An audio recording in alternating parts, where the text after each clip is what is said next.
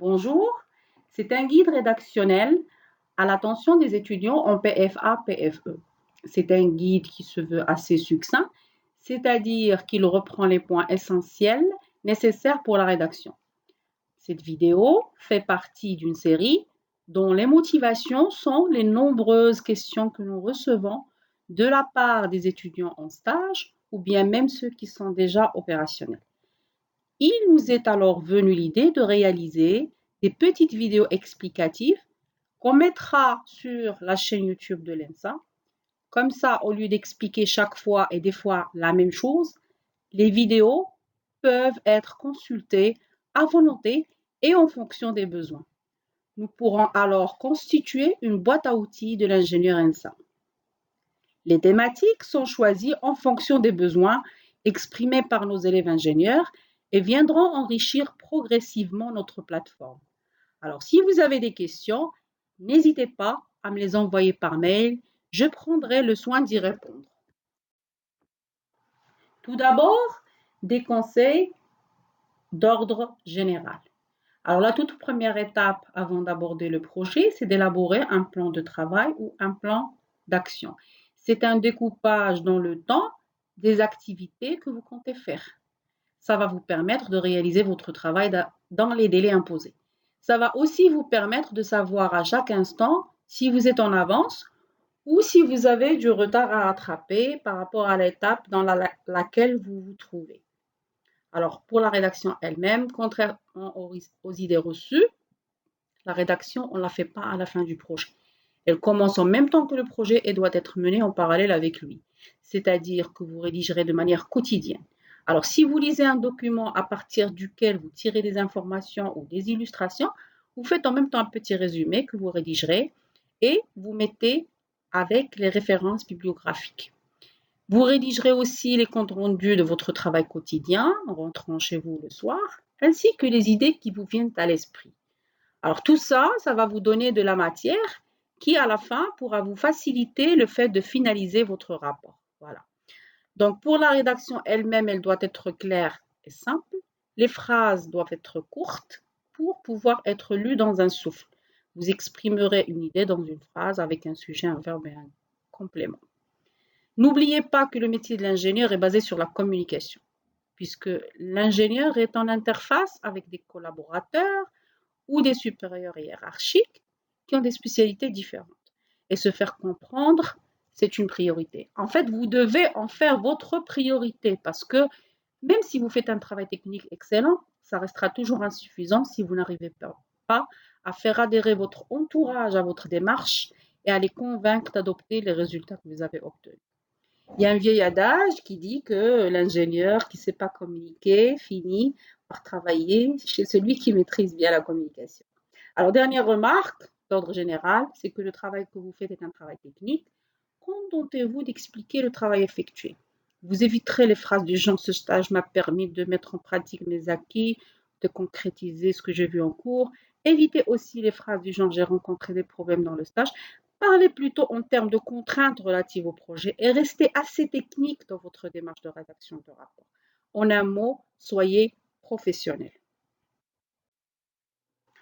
Le choix de la thématique est d'une importance primordiale parce que l'étudiant, une fois le diplôme en poche, la seule expérience professionnelle dont il dispose et qu'il pourra faire valoir au cours d'un entretien d'embauche, ce sont le PFA, PFE et éventuellement les stages d'été si vous en avez fait. Il y a donc un certain nombre de contraintes à respecter. Tout d'abord, il faut distinguer entre PFA et PFE. Parce que l'étudiant, dans sa quête de recherche d'une entreprise où il pourra effectuer son projet, il doit se mettre en tête que le PFA, sa problématique ne doit pas nécessiter la présence journalière sur le terrain, puisque l'étudiant se déplacera uniquement une fois par semaine pour récupérer les informations dont il a besoin. Ensuite, il pourra les traiter tranquillement chez lui ou bien à l'école. Contrairement au PFE, où l'étudiant se trouve tous les jours immergé dans l'entreprise, là, on peut envisager de traiter une problématique ou un sujet qui nécessite la présence sur le terrain. La deuxième contrainte, c'est qu'un sujet mal défini n'a pas de valeur ajoutée pour votre avenir. La thématique doit être donc conforme avec la formation, bien entendu en fonction de la spécialité de l'ingénieur en question. C'est pour cela qu'il est important de se concerter avec l'équipe pédagogique pour valider la thématique. Une autre contrainte, si vous avez déjà un projet professionnel, c'est-à-dire vous avez un penchant en tant qu'ingénieur procédé pour l'énergétique ou bien pour l'environnement, ou en tant qu'ingénieur en génie industriel, vous avez une préférence pour la logistique, par exemple, alors dans ce cas, vous pouvez orienter le choix de votre PFA et PFE selon votre projet professionnel. Sinon, si vous préférez rester généraliste, vous pouvez répartir les thématiques qui vous sont prioritaires sur les deux projets.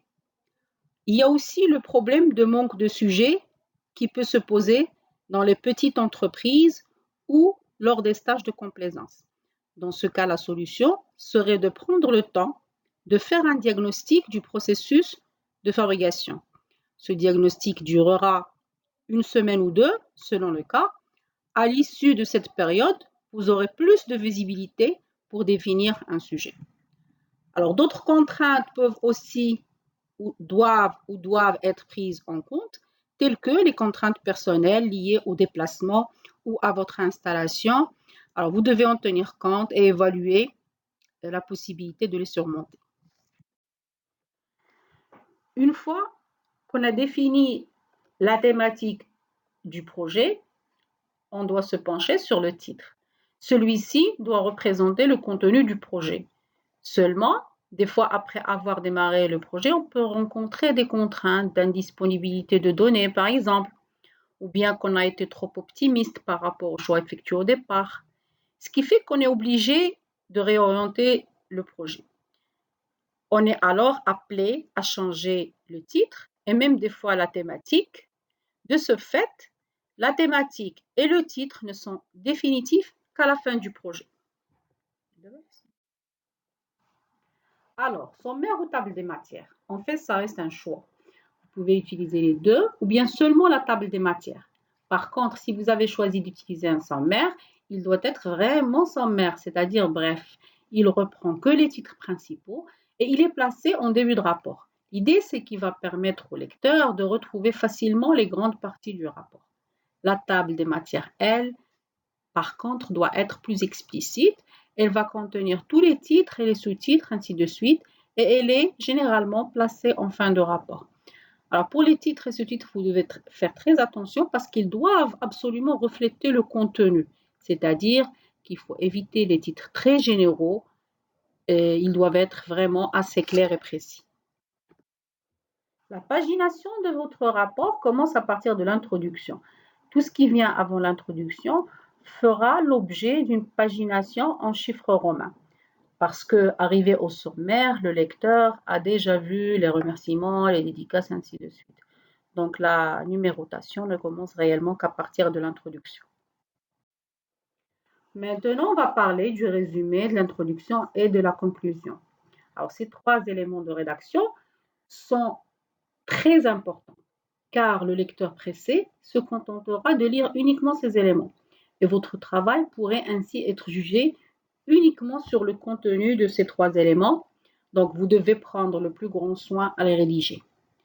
Contrairement aux idées reçues, ils sont rédigés à la fin du projet, jamais au début, puisque l'introduction doit contenir le plan du rapport et que les résultats doivent figurer dans le résumé et la conclusion. Le résumé, en général, il faut le rédiger soit au présent ou au passé composé. Il doit donner un aperçu de chaque étape du projet, mais on va revenir là-dessus un peu plus loin dans cet exposé. Alors, n'oubliez pas de mettre les mots-clés avec votre résumé.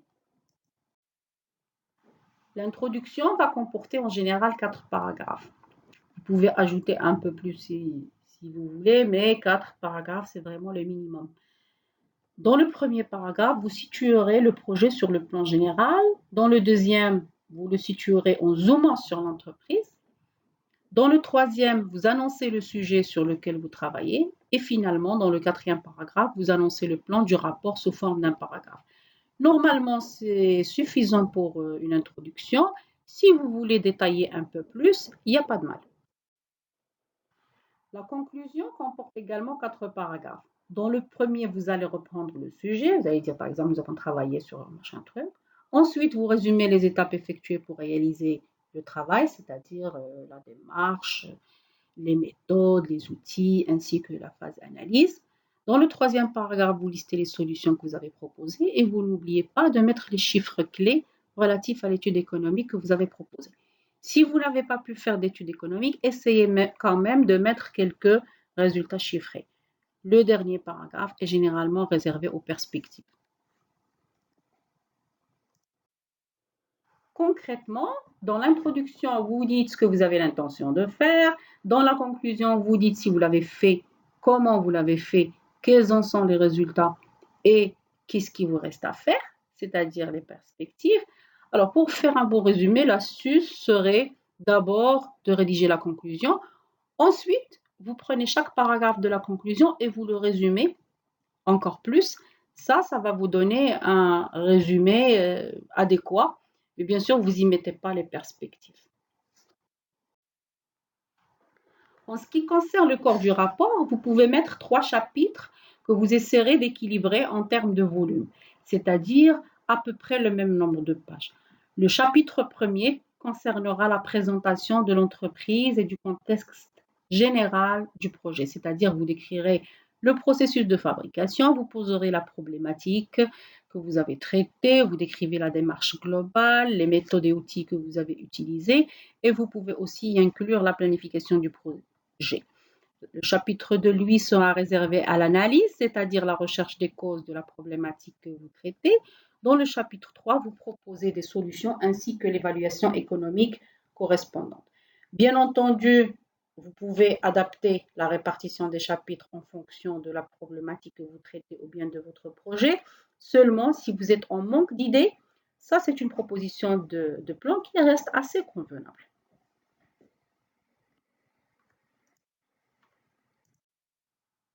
Par rapport aux illustrations, c'est-à-dire les figures et les tableaux, ils doivent être numérotés séparément dans l'ordre de leur apparition dans le texte. Ils doivent aussi porter un titre, ce qui permet de situer le contenu de ces illustrations. Et quand ils sont issus de la littérature, vous mettez à côté du titre la source, c'est-à-dire la référence bibliographique sous forme de numéro.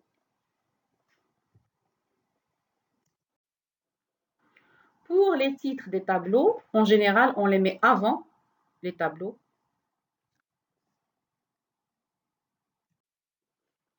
Pour les figures, images ou bien les graphes, les titres sont placés après l'illustration. Les références bibliographiques permettent au lecteur de retrouver les documents originels dans lesquels vous avez puisé les informations que vous avez utilisées pour votre étude. Vous faites attention dans le choix des références webographiques. Bien sûr que vous pouvez utiliser quelques sites web, mais vous faites attention dans le choix de ces sites parce que l'expérience a montré qu'on trouve pas mal d'erreurs sur les documents qu'on trouve comme ça sur le net.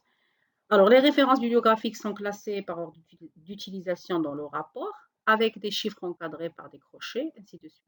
Quand vous faites appel à une référence, vous insérez le numéro qui lui correspond dans la formule que vous avez utilisée ou avec le titre de la figure ou du tableau que vous avez emprunté à la littérature. Alors, il y a généralement 3 formes. Moi, je vous conseille d'utiliser la forme présentée ici. D'abord l'auteur, ensuite la date, le titre de l'ouvrage, la maison d'édition et finalement la page. Dans les annexes, on met en général les choses que nous avons pu utiliser et on préfère les mettre dans les annexes pour ne pas alourdir le corps du rapport. De ce fait, ils doivent être titrés.